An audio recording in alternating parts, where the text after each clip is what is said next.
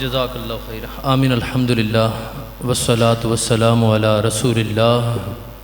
اما بعد فاعوذ باللہ من الشیطان الرجیم.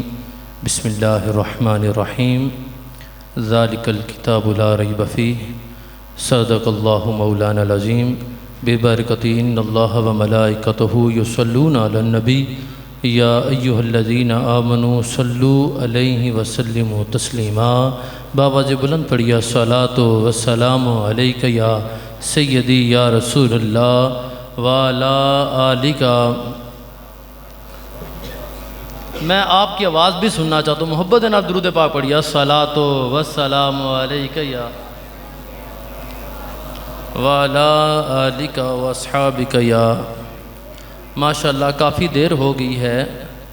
نعت خوان حضرات اپنے محبوب کی بارگاہ میں حاضری لگا رہے ہیں. آپ بھی اپنے محبوب کا ذکر سننے کے لیے کوئی اپنے بستر کو چھوڑ کر آیا ہے, کوئی اپنے کاروبار کر چھوڑ کر آیا ہے.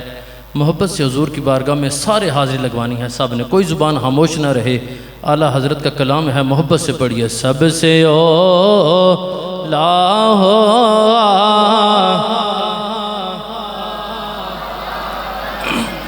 سب سے اولیٰ ہو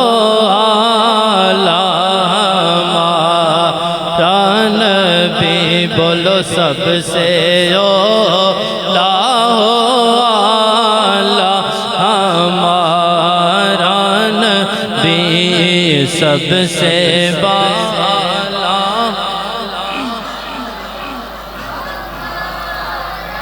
اپنے مولا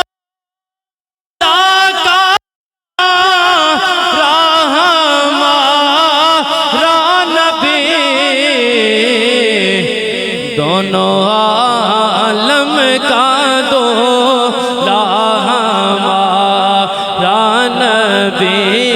دونوں دولا ہمارا نبی. اور اعلیٰ حضرت نے کتنا خوبصورت شعر لکھا. کہتے ہیں کہ خلق سے اولیاء اولیاء سے رسول, خلق سے اولیاء اولیاء سے رسول, خلق سے اولیاء اولیاء سے رسول, اور رسولوں سے اعلیٰ ہمارا نبی. اور رسولوں سے اعلیٰ ہمارا نبی. اور رسولوں سے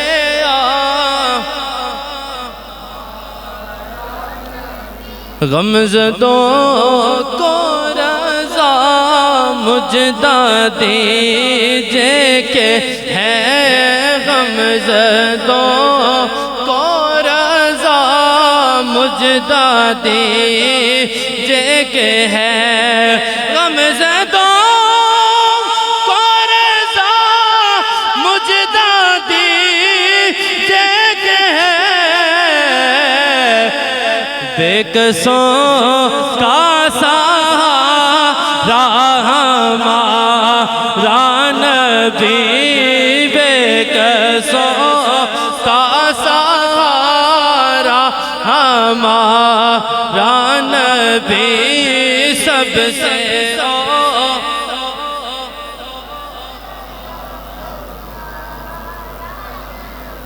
بھی سب سے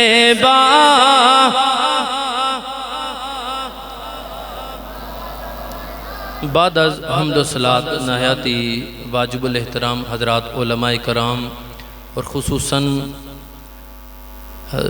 میرے محبت کرنے والے بہت ہی عزیز محبت کرنے والے حضرت مولانا فرید اتاری صاحب, اللہ تبارک و تعالی سب کو خوب برکتیں عطا فرمائے. جن کے توسط سے میں آیا, اللہ رب العزت آپ سب کا آنا اپنی بارگاہ لم یزل میں قبول فرمائے اور ہم سب کے لیے اس کو ذریعہ نجات بنائے. حضرت محمد بن سلیمان جزولی رحمۃ اللہ تعالی علیہ 870 ہجری سن وفات ہے۔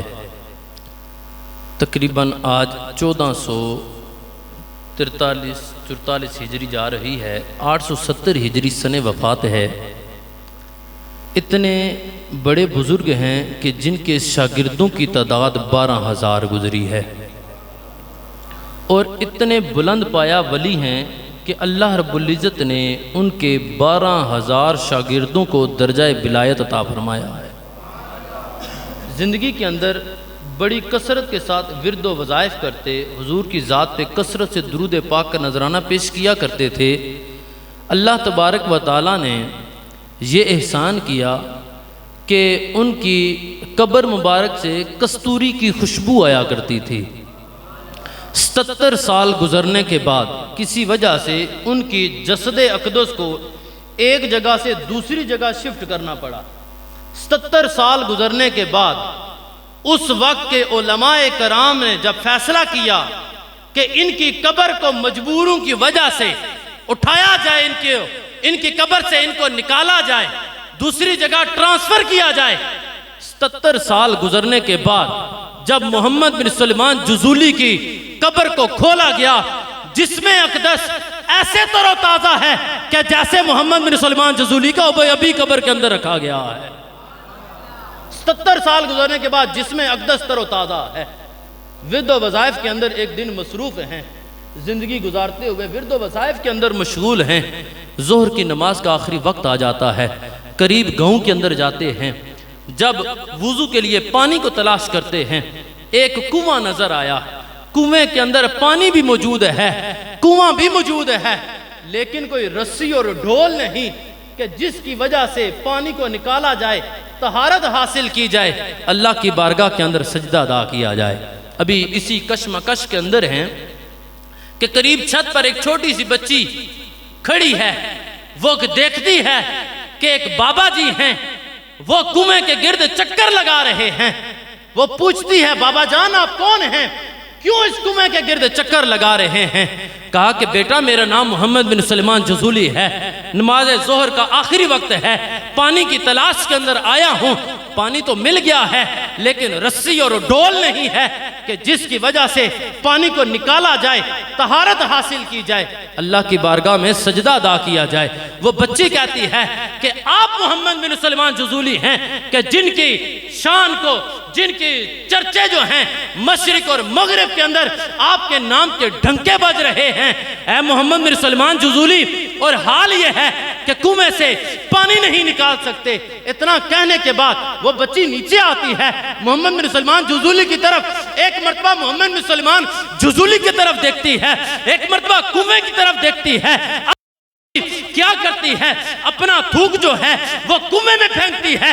محمد بن سلیمان جزولی کہتے ہیں لوگوں میں فرق نہ کر سکا کہ اس بچی کا تھوک پہلے پانی تک جاتا ہے یا پہلے پانی باہر آ جاتا ہے۔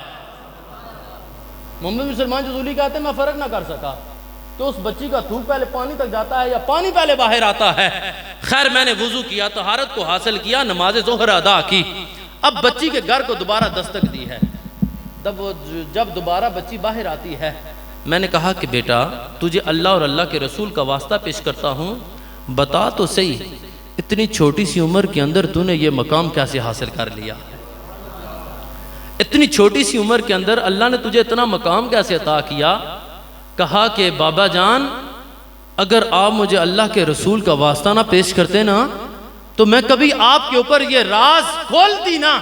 محمد بن سلیمان جزولی سن لو، میں نے یہ مقام اور مرتبہ جو ہے کسی بہت بڑی عبادت اور ریاضت کے ساتھ نہیں، بلکہ ہر وقت چلتے پھرتے اٹھتے بیٹھتے اپنے محبوب کی ذات پہ درود پڑھتی ہوں، اللہ نے مجھے اس چھوٹی سی عمر کے اندر یہ مقام عطا فرما دیا ہے۔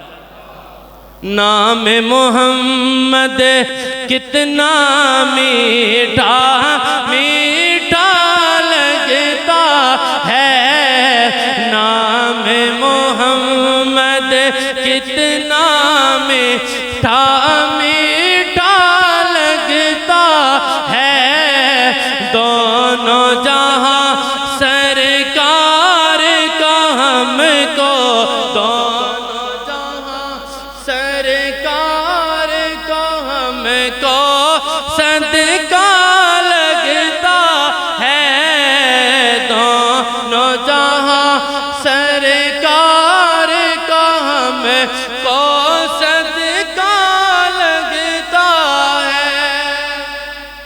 محمد بن سلمان جزولی رحمۃ اللہ تعالی علیہ اب وہاں پر کھڑے ہو کر ایک نیت کرتے ہیں کہ میں بھی اپنے محبوب کی ذات پر درود پاک کے فضائل کے بارے میں ایک کتاب لکھوں گا۔ پھر آپ نے ایک کتاب لکھی جسے دلائل الخیرات شریف کہتے ہیں۔ اللہ تبارک و تعالیٰ کے بڑے بڑے اولیاء کرام اس کو بطور ورد پڑھتے ہیں اور اپنے معمول کے اندر رکھتے ہیں۔ اللہ رب العزت ہمیں حضور کی ذات پہ کثرت سے درود پاک پڑھنے کی توفیق نصیب فرمائے۔ یہ نام کوئی کام بگڑنے نہیں دیتا، بگڑی بھی بنا دیتا ہے یہ نام محمد صلی اللہ علیہ وآلہ وسلم۔ محترم سامعین و حضرات، میرا اور آپ کا رب وہ عظیم رب ہے جو بولتا ہے، وہ بولنے میں کسی کا محتاج نہیں، وہ سنتا ہے، سننے میں کسی کا محتاج نہیں ہے، وہ کلام کرتا ہے، وہ زندہ ہے۔ وہ رب اتنا عظیم رب ہے، اس کا کلام اتنا بابرکت ہے، وہ جب بھی رب کلام کرتا ہے، جب مخلوق سے کلام کرتا ہے تو واسطہ جبریل کے کلام کرتا ہے، اور وہی رب جب اپنے محبوب سے کلام کرتا ہے تو بغیر جبریل کے اپنے محبوب کو مکان سے لا مکان کی سیر بھی کرواتا ہے، بغیر جبریل کے اپنے محبوب سے کلام بھی کرتا ہے۔ اس رب کا کلام کتنا بابرکت ہے، اس کی شان کتنی بلند ہے۔ شریعت مطہرہ نے مسجد میں آنے کے لیے وضو کو شرط قرار نہیں دیا، مسجد میں آنے کے لیے وضو شرط قرار نہیں۔ حضور کی ذات پہ درود و سلام پڑھنے کے بے شمار فضائل و برکات ہیں، لیکن حضور کی ذات پہ درود پڑھنے کے لیے شریعت مطہرہ نے وضو کو شرط قرار نہیں دیا۔ والدین کی زیارت کرنا بہت بڑا اجر و ثواب کا کام ہے، والدین کی زیارت بہت اجر و ثواب کا کام ہے، لیکن شریعت مطہرہ نے وضو کو شرط قرار نہیں دیا۔ میرے اور آپ کے رب کی کلام کی برکت، تاثیر اور عظمت، رفت، بلندی اتنی ہے کہ میں اور آپ صرف کلام کو سمجھنا تو دور کی بات ہے، اس کے ظاہر، نص، مفسر، محکم، خفی، مشکل، مجمل، متشابہ، عبارت النص، دلالت النص، اقتداء النص، اشارت النص، اس کے اوپر مطلع ہونا تو دور کی بات ہے۔ میں اور آپ صرف قرآن کو چھونا چاہیں، اپنے رب کے کلام کو صرف چھونا چاہیں، اللہ کا قرآن کہتا ہے وَلَا يَمَسُّهُ إِلَّا الْمُطَهَّرُونَ۔ اے لوگوں سن لو، تم اس وقت تک اپنے رب کے کلام کو چھو نہیں سکتے جب تک تمہیں طہارت نہ حاصل ہو جائے، تم وضو نہ کر لو۔ رب کے کلام کی عظمت اور برکت اتنی ہے کہ بغیر وضو میں اور آپ رب کے کلام کو چھو نہیں سکتے۔ پھر شریعت مطہرہ نے اس کلام کو چھونے کے لیے وضو کو شرط قرار رکھا ہے، شریعت مطہرہ نے وضو کو شرط قرار رکھ دیا ہے۔ اب ایک چیز ہے، کپڑا یہ جو میرے ساتھ ہے، ایک کپڑا ہے جو آپ کے بدن کے ساتھ لگا ہوا ہے، ایک کپڑا وہ ہے جو ہمارے گھروں کے اندر ہوتا ہے، ایک گتا وہ ہوتا ہے جو بچوں کی کاپیوں اور کتابوں کے ساتھ مس ہو جاتا ہے۔ ہمارے بدن اور کپڑے کے ساتھ جو ہمارا کپڑا ہوتا ہے، اس کا حکم اور اس کے احکام جدا ہیں، لیکن اگر یہی کپڑا قرآن کے ساتھ مس ہو جائے، اللہ اسے قرآن کے کپڑے کو بھی پاک فرما دیتا ہے۔ جو گتا بچوں کی کاپیوں کے ساتھ لگ جائے وہ گتے کا حکم اور ہے، جو گتا اور کپڑا قرآن کے ساتھ اس کی نسبت ہو جائے، اللہ رب العزت اس گتے اور اس کپڑے کو بھی اتنا پاک فرماتا ہے کہ میں اور آپ اس گتے اور کپڑے کو بغیر وضو کے ہاتھ نہیں لگا سکتے۔ پھر ہمیں کہنے دیجئے، اگر گتے اور کپڑے کی نسبت قرآن سے ہو جائے، اللہ اس گتے اور کپڑے کو پاک فرما دیتا ہے، پھر جس دل اور شخص کی نسبت قرآن سے ہو جائے، اللہ اور اس دل کو کتنا پاک اور مطہر فرما دیتا ہے، اس دل کو اللہ رب العزت کتنا پاک فرما دیتا ہے۔ میرے اور آپ کے لجپال نبی صلی اللہ علیہ وآلہ وسلم فرماتے ہیں خیرکم من تعلم القرآن وعلمہ، حضور فرماتے ہیں کہ لوگوں تم میں سب سے بہترین وہ لوگ ہیں جو قرآن کا علم حاصل کرتے ہیں اور دوسروں کو قرآن کی تعلیم دیتے ہیں۔ آج میرا اور آپ کے معیار زندگی کچھ اور ہے، میری اور آپ کی ممکن ہے سوچ تبدیل ہو، لیکن بظاہر ہم اچھا کس کو سمجھتے ہیں کہ جس کے پاس بینک بیلنس اچھا ہو، جس کے پاس بینک بیلنس ہو، جس کے پاس گاڑی ہو جائے، جس کے پاس کاروبار اچھا ہو، جس کے پاس سواری اچھی ہو، ہم سمجھتے ہیں کہ شاید یہ بہت اچھا اور کامیاب شخص ہے۔ لیکن شریعت مطہرہ کی روح سے، اگر قرآن اور حدیث کی روح سے میں اور آپ بغور مطالعہ فرمائیں تو حضور علیہ السلام کی حدیث مبارکہ کیا کہتی ہے کہ لوگوں تم میں سب سے بہتر وہ لوگ ہیں، سب سے بہترین وہ لوگ ہیں جو قرآن کا علم حاصل کرتے ہیں اور دوسروں کو قرآن کی تعلیم دیتے ہیں۔ میرے اور آپ کے لجپال نبی علیہ السلام فرماتے ہیں کہ لوگوں جس طرح لوہے کو زنگ لگتا ہے نا، لوہے کو زنگ لگتا ہے، اس طرح دلوں کو بھی زنگ لگ جاتا ہے۔ صحابہ کرام نے عرض کی فدا کا ابی و امی یا رسول اللہ، اے میرے آقا ہمارے والدین آپ پر قربان ہو جائیں، اگر دل کو زنگ لگ جائے تو اس کی پالش کیا ہے؟ حضور فرماتے ہیں کہ موت کو کثرت سے یاد کرو اور تلاوت قرآن پاک کی کثرت کرو، اللہ تمہارے دل کو پالش فرما دے گا، زنگ کو دور فرما دے گا۔ نبی کریم رفیع رحیم صلی اللہ علیہ وآلہ وسلم کی ایک اور حدیث مبارکہ سماعت کیجئے۔ میرے اور آپ کے لجپال نبی علیہ السلام فرماتے ہیں کہ من قرأ القرآن وعمل بما فیہ البس والدہ تاجا یوم القیامہ۔ حضور فرماتے ہیں جو قرآن کی تلاوت کرے، اس کے اوپر عمل کرے، اس کے اوامر کو بجا لائے، اس کے نواہی سے بچ جائے، جو قرآن کی تلاوت کرے، من قرأ القرآن وعمل بما فیہ، اور اس کے اندر جو اللہ تبارک و تعالیٰ نے حکم فرمایا اس کو بجا لائے، اے میرے آقا پھر ہو گیا کیا؟ حضور فرماتے ہیں البس والدہ تاجا یوم القیامہ، حضور فرماتے ہیں کل بروز قیامت اس کے والدین کو عزت کا تاج پہنایا جائے گا۔ حضور فرماتے ہیں پھر تمہارا کیا خیال ہے؟ تمہارا کیا خیال ہے؟ حضور فرماتے ہیں کہ اگر والدین کو تاج پہنایا جائے، عمل اور قرات اولاد کرے اور تاج جو ہے وہ والدین کو پہنایا جائے، حضور فرماتے ہیں تمہارا کیا خیال ہے؟ اگر والدین کو عزت اتنی دی جائے گی پھر اولاد کو کتنا مقام دیا جائے گا کہ جس نے قرآن کی تلاوت کی ہوگی اور اس کے اوپر عمل کیا ہوگا، اس کے اوپر عمل کیا ہوگا، حضور فرماتے ہیں اللہ اسے کتنا اجر و ثواب عطا فرمائے گا۔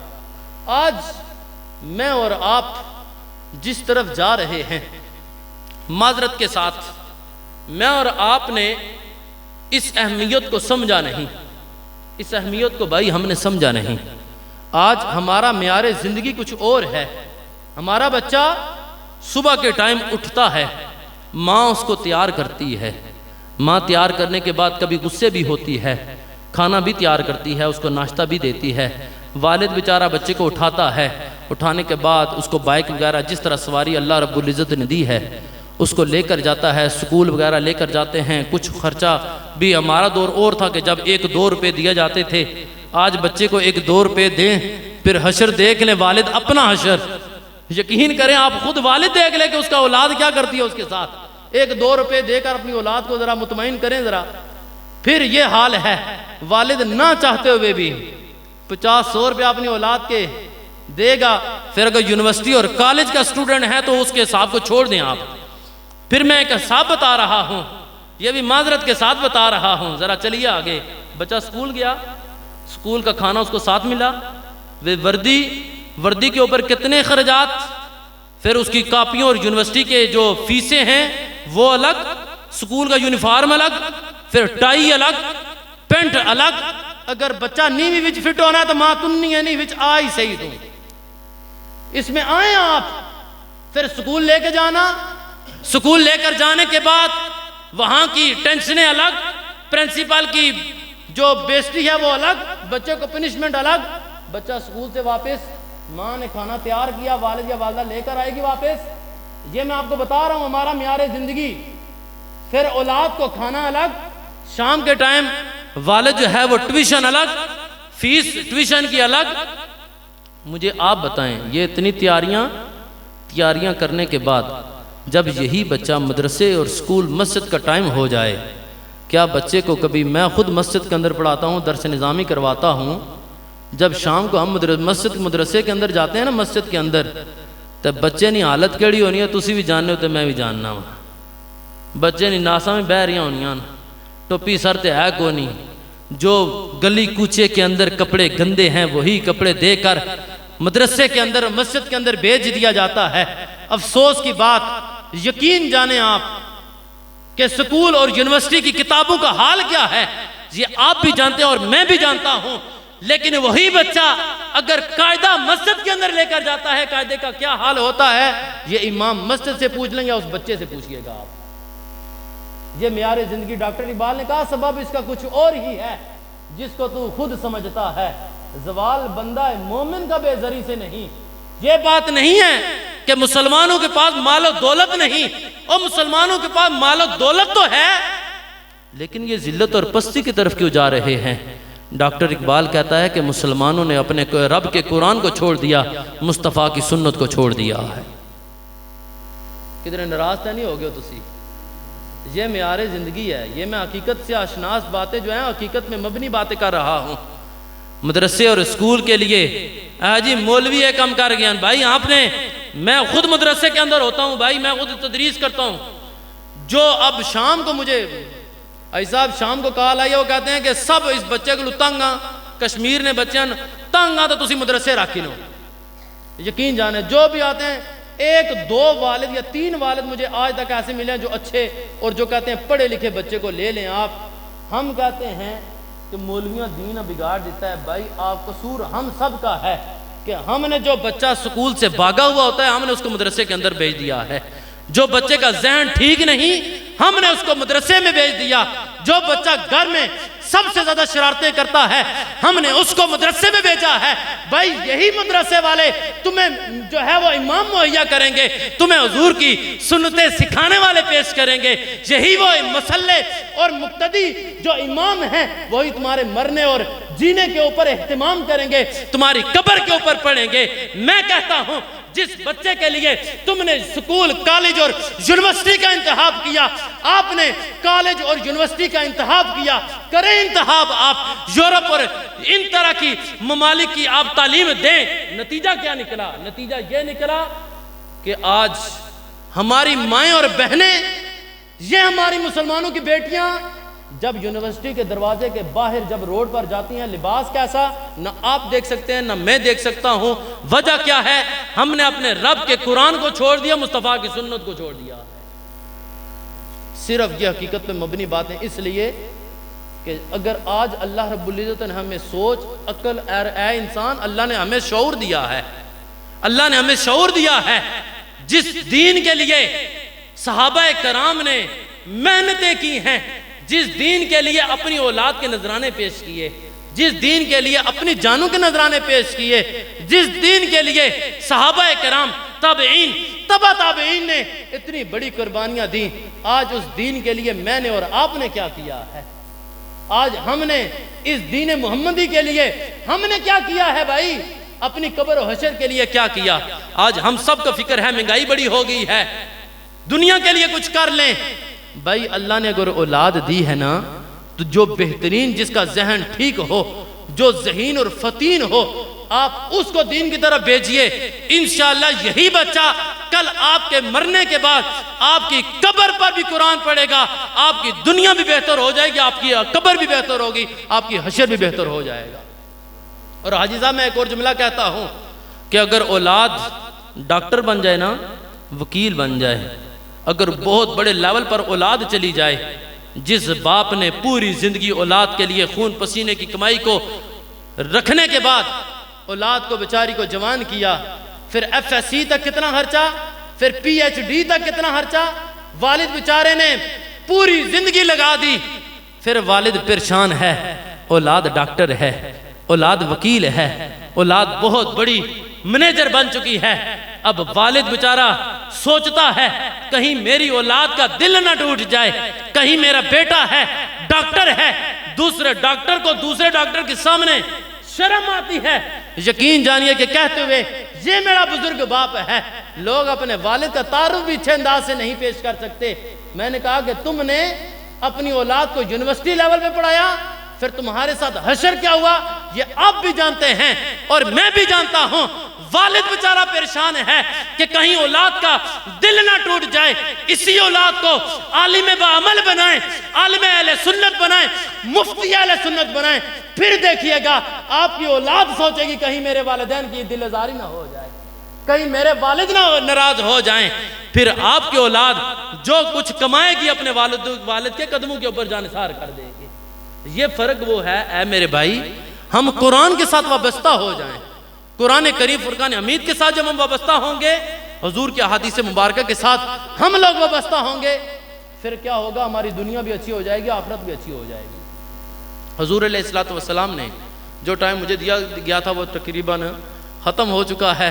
آخری حدیث مبارکہ سماعت کیجئے کہ نبی کریم رؤوف الرحیم صلی اللہ علیہ وآلہ وسلم نے فرمایا کہ ادبوا اولادکم علی ثلاثۃ خصال۔ حضور فرماتے ہیں کہ لوگوں اپنی اولاد کو 3 خصلتیں سکھائیں، 3 خصلتیں سکھاؤ۔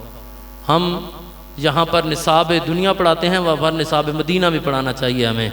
حضور فرماتے ہیں کہ حبا نبیکم، اپنے نبی کی محبت سکھائیں اپنے بچوں کو۔ یہ ٹی وی ویسیار یہ اور مختلف طرح کے ڈرامے اور کارٹون وغیرہ اور یہ چینل وغیرہ، بیچارہ باپ بھی پریشان ہے، اولاد چپ نہیں کرنی تو موبائل، یار تو موبائل کی نہ تو چپ کر کرو۔ لیکن حضور فرماتے ہیں کہ حبا نبیکم، اپنے نبی کی محبت سکھائیں اپنے بچوں کو۔ حضور فرماتے ہیں وحب اہل البیت، میری اہل بیت، حضور فرماتے ہیں میری اہل بیت کی محبت سکھائیں اپنے بچوں کو۔ یہاں پر بزرگوں نے فرمایا کہ محبت تو اولاد کو والدین سے ہوتی ہے اور والدین کو اولاد سے ہوتی ہے، یہ محبت سکھانے سے کیا مراد ہے؟ بزرگ فرماتے ہیں کہ لوگوں محبت سکھانے سے مراد یہ ہے جب آپ کا بچہ سمجھنا شروع ہو اور سمجھنے کی طاقت رکھے، اس کو بتائیں کہ ہمارے نبی بیٹھ کر پانی پیا کرتے تھے، ہمارے نبی 3 سانسوں میں پانی پیا کرتے تھے، ہمارے نبی جو کھانا تناول فرماتے دایاں گھٹنا کھڑا کر کے بایاں گھٹنا بچھا کر کھانا تناول فرمایا کرتے تھے۔ جب نبی علیہ السلام کی سنتیں سکھائیں گے پھر کیا ہوگا؟ ہماری دنیا بھی اچھی ہو جائے گی، آخرت بھی اچھی ہو جائے گی۔ وہ حضور فرماتے ہیں وَتِلَاوَةِ الْقُرْآنِ، اور قرآن کریم فرقان حمید کی تلاوت سکھائیں اپنے بچوں کو۔ سکول کی تعلیم بھی دیں اور لیکن دنیا کی تعلیم کے ساتھ ساتھ دینی تعلیم بھی اپنے بچوں کو سکھائیں۔ اللہ نے اگر اولاد دی ہے کم از کم اپنی اولاد میں سے کچھ کو تو عالم دین بنائیں۔ آپ کے پاس بہت سنہری موقع ہے، دعوت اسلامی کے ادارے کے اندر نیو مل شرقی چکشزاد اسلام آباد کے اندر دنیاوی تعلیم کے ساتھ ساتھ دینی تعلیم بھی دی جاتی ہے۔ وہاں پر ہم اس سال 8ویں پاس طلباء کرام لے رہے ہیں۔ 8ویں کے ساتھ ساتھ ہم 9th کلاس کی جو پیپر جو ہے وہ بورڈ سے دلوا رہے ہیں۔ 9th کلاس کی انگلش اور ریاضی بھی پڑھائی جا رہی ہے، دنیاوی تعلیم بھی دی جا رہی ہے اور دینی تعلیم بھی دی جا رہی ہے۔